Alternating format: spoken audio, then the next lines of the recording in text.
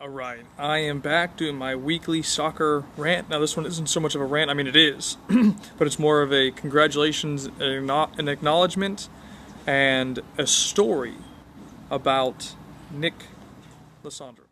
For those of you that do or don't know, right now Nick is in Cyprus, and he was given the opportunity to train with a club called Apoel, and they are arguably the most famous club in Cyprus. They've actually played in the Champions League, and I mean, great organization, right, in terms of the model of soccer. Okay, now, basically how he got there was his family's from there, and there was a coach that they met that was the former coach of the Cyprus U14 national team. Saw Nick play while he was over there on vacation prior, and they set up an arrangement for him to be able to go train with Apoel because the coach highly recommended Nick. So he gets a shot to go over there and train with their pro academy. Okay, this is something that players dream about, getting a shot to do that, especially as an American kid, let alone being a kid from Europe, right? I mean, that's a dream that every kid that wants to play pro has that, and he's getting that chance now. So it's Nick, and I'm gonna be like, yeah. He worked that hard to get to that point, right? To get to the point where he's at now. The second thing is he has played at essentially every single level of youth soccer in this country. From, for example, when he started was Nick, and I'm gonna be like, yeah, he worked that hard to get to that point, right? To get to the point where he's at now.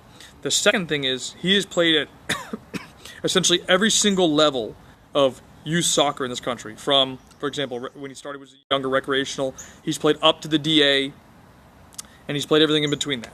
So he's a kid with experience about it. So now he's getting a shot to go over to Europe to play at Apoel.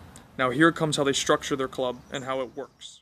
So check this out, right? You want to talk about a complete soccer experience, and this came directly from his family, okay? They train in the morning, 8 a.m. to 9 a.m. They go to breakfast as a team. They go to school after that for 6 classes, 8 to 9 training session. Breakfast as a group after that. Then they go to school. School, they're taking classes, right? They go to lunch. Then from there, they complete all their schoolwork for the day, finish classes. They're going out to train again. And they're doing this essentially every single day. Imagine that environment that you'd be in. When she told me that, I'm going, man, I would love to be a coach in that environment. Imagine they're going out to train again, and they're doing this essentially every single day. Imagine that environment that you'd be in. When she told me that, I'm going, man, I would love to be a coach in that environment. Imagine that as a player. If you have a serious goal of wanting to get there, of being a pro, imagine that type of environment and how it could benefit you. They also told me that the sessions are really focused on the individual skill set of the player, because they understand that they need to develop the individual player first to be successful to play in a team. So it's not that they don't do team-based stuff, so don't misinterpret what I'm saying. They still do scrimmages, they still do games, but they do a lot of stuff focused on building the player, developing the player. And then, can they apply it? That's the methodology. Is okay, we're putting it into a team, applying it. Okay, now they get it, right? A top European club like that gets it. Putting it into a team, applying it. Okay, now they get it, right? A top European club like that gets it. Okay, so Nick's been there for almost a week, and I'm going to recap the first 2 sessions plus his first game.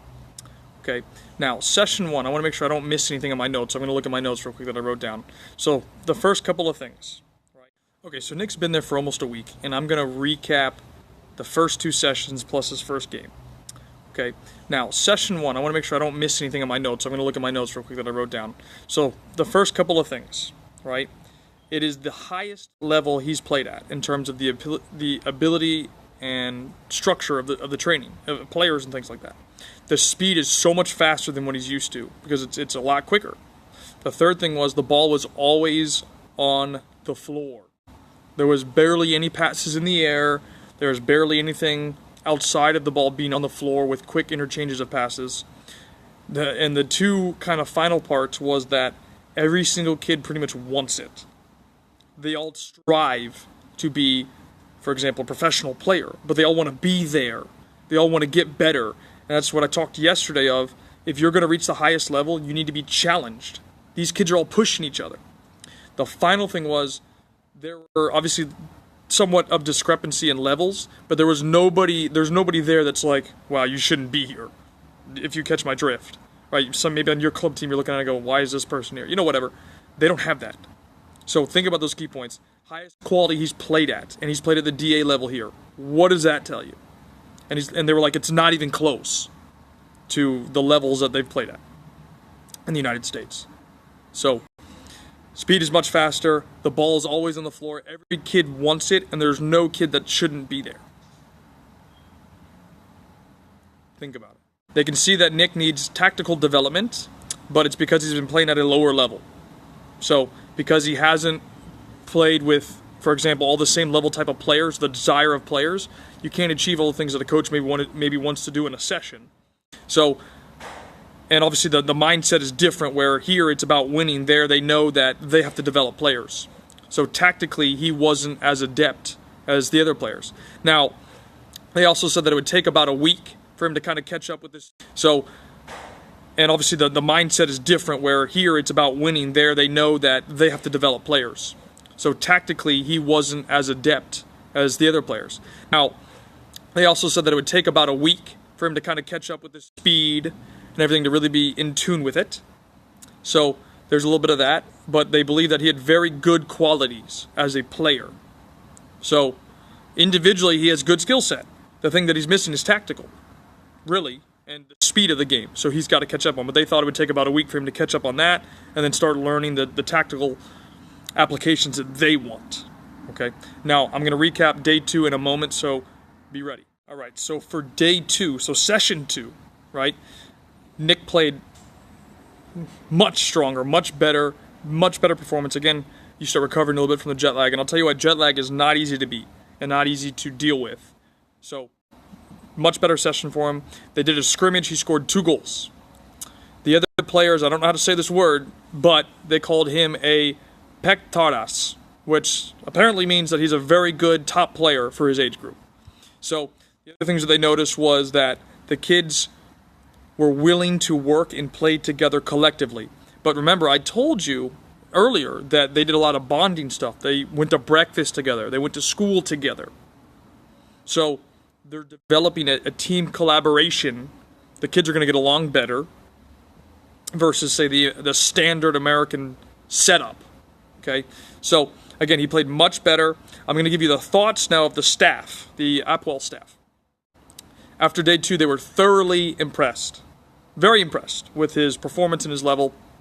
And actually, the academy director said this: whoever or whatever has gotten Nick to this level has done a great job. They also dealing with adversity, the mental aspects. And right now, I think Nick's very strong with that. The mental, making a mistake, does he recover from it? And I think he can. I think he does a great job with it. So it's after dealing with adversity, the mental aspects. And right now, I think Nick's very strong with that. The mental, making a mistake, does he recover from it? And I think he can. I think he does a great job with it.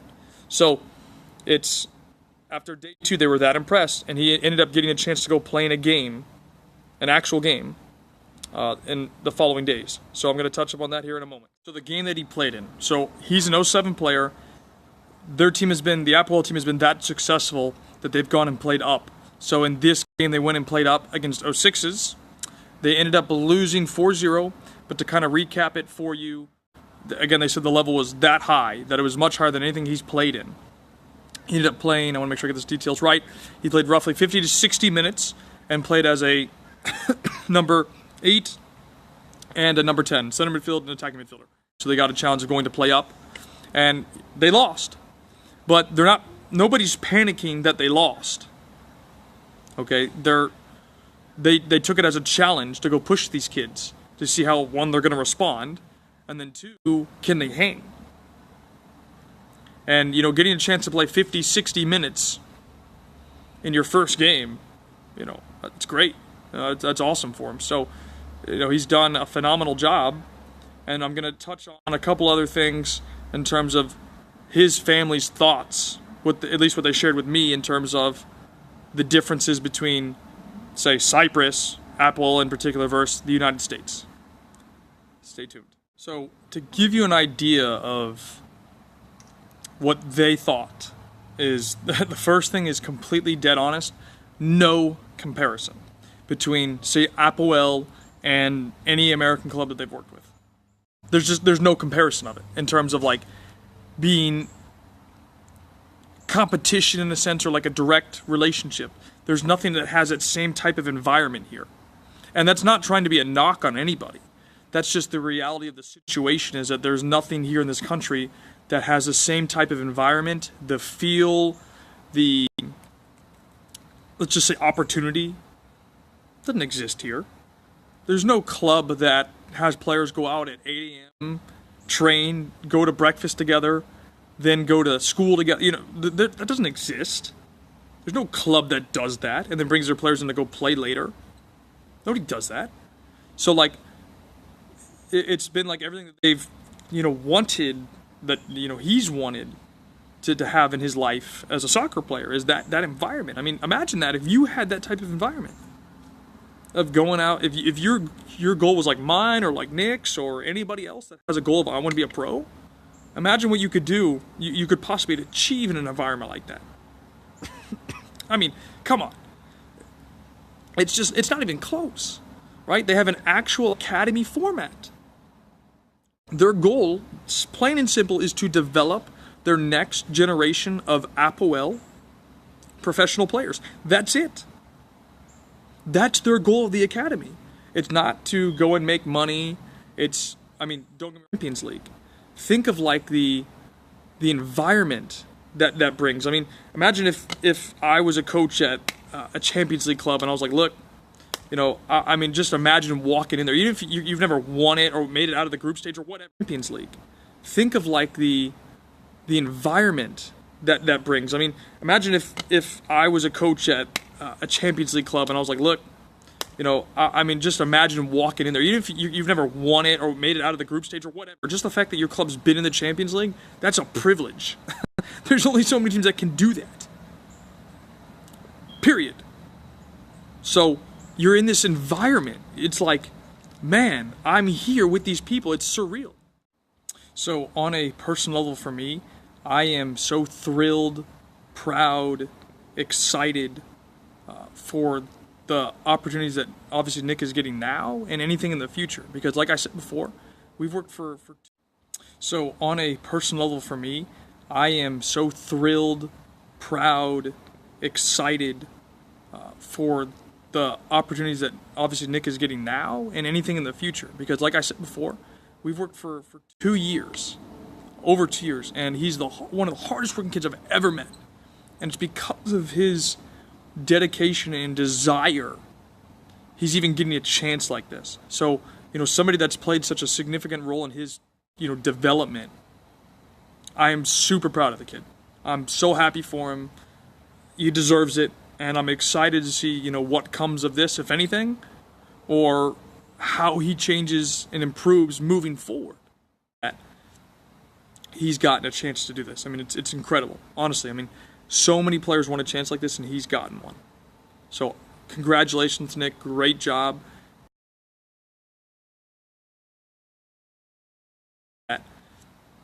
He's gotten a chance to do this. I mean, it's incredible. Honestly, I mean, so many players want a chance like this, and he's gotten one. So, congratulations, Nick. Great job. Keep working. Do not stop. And so then, looking at it this way, right? This is really awesome for me and my story as well, because it's like I've gotten a kid now that's gotten a chance to go play for a top club in Europe that's played the Champions League. I mean, you can't get much bigger than that. And it's like that proves that the development process of stuff that I do actually works. when you have a player that buys into it like Nick did. That's huge, because how many coaches are structured around development first? For me, that's the first thing, because guess what? If I don't do my job of wanting or needing to make a player better, you're going to go elsewhere. It's that simple. So I have to do what is right for you, if it's you. And so in this instance, it was for Nick. I knew what I had to do and what was right for Nick to reach the level that he's at now after 2 years and almost 2 months. And it's like, that's why I try and fill in every session that I have. And it's amazing to see the progress that he's made. And I'm very shortly, I'm going to share with you some of the videos of some of the work that we had from 2 years ago, a year and 9 months ago. And you're going to be like, that was Nick?